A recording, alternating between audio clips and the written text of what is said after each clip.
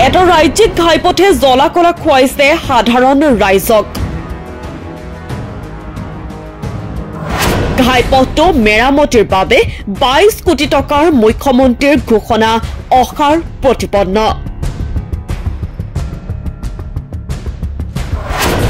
চকুমুধা কুলিৰ ভাওত বিধায়ক তথা মন্ত্ৰী ৰূপেশ গোৱালা।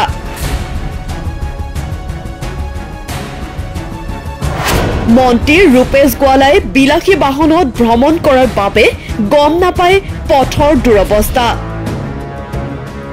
ডুমডুমা সমষ্টিৰ বিধায়ক তথা মন্ত্ৰী ৰূপেশ গোৱালাই দামী আৰু বিলাসী বাহনত ভ্ৰমণ কৰাৰ বাবে ডুমডুমাৰ ৰাজ্যিক ঘাইপথৰ দুৰৱস্থাৰ বিষয়ে অৱগত নহয়।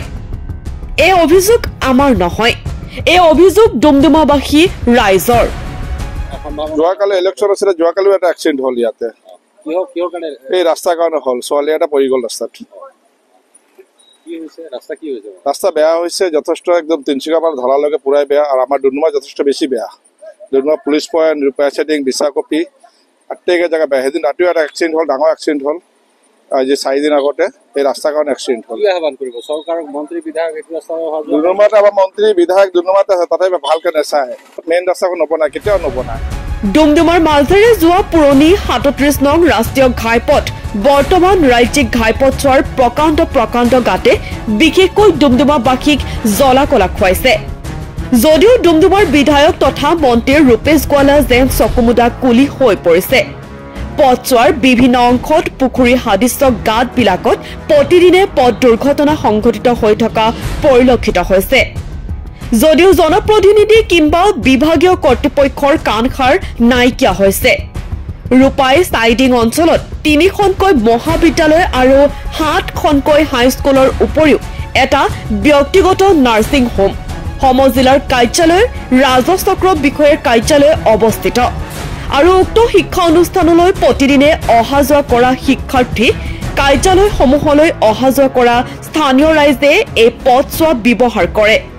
ইয়াৰ উপৰিও অৰুণাচল প্ৰদেশৰ নামচাই, তেজু, ৰয়িং লগতে কাকপথাৰ শদিয়া, ঢলা, তালাপৰ পৰা ডুমডুমা, মাকুম, তিনিচুকীয়ালৈ যাতায়াতৰ মূল পথছোৱাই যাত্ৰীক এক প্ৰকাৰে জমৰ যাতনাত ভোগাইছে। উল্লেখযোগ্য যে 2024 বৰ্ষৰ জুন মাহত মুখ্যমন্ত্ৰীয়ে ঢলা শদিয়া দলঙত সৌৰশক্তি চালিত লাইট উন্মোচন কৰিবলৈ আহি পথছোৱা মেৰামতিৰ বাবে 22 কোটি টকাৰ পুঁজি মোকলাই দিয়া বুলি ঘোষণা কৰিছিল। যদিও আজি এবছৰ উকলি যোৱাৰ পিছতো পথ মেৰামতিৰ কাম আৰম্ভ নহল। সমষ্টিটোৰ অতিকৈ গুৰুত্বপূৰ্ণ অঞ্চলৰ ৰাজ্যিক ঘাইপথৰ এনে দুৰৱস্থাৰ বাবে এতিয়া সমষ্টিৰ বিধায়ক তথা মন্ত্ৰী ৰূপেশ গোৱালাক তীব্ৰ সমালোচনা কৰিছে আছু ডুমডুমা আঞ্চলিক সমিতিৰ লগতে স্থানীয় ৰাইজে।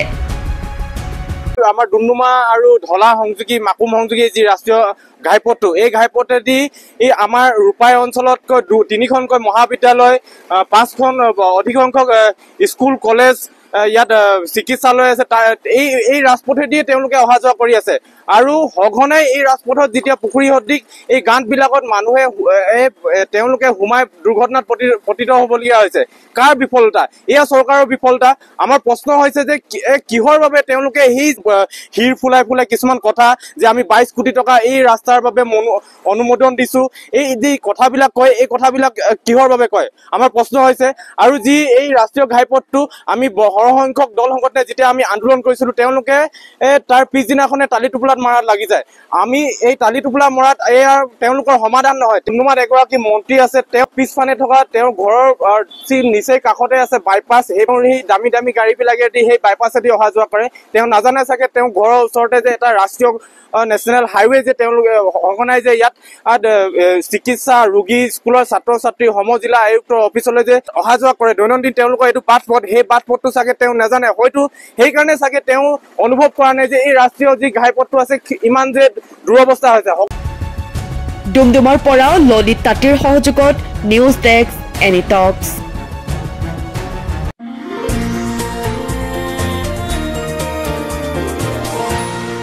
এনি টক্স, সুতৰ বিপৰীতে ৰাইজৰ স্বাৰ্থত।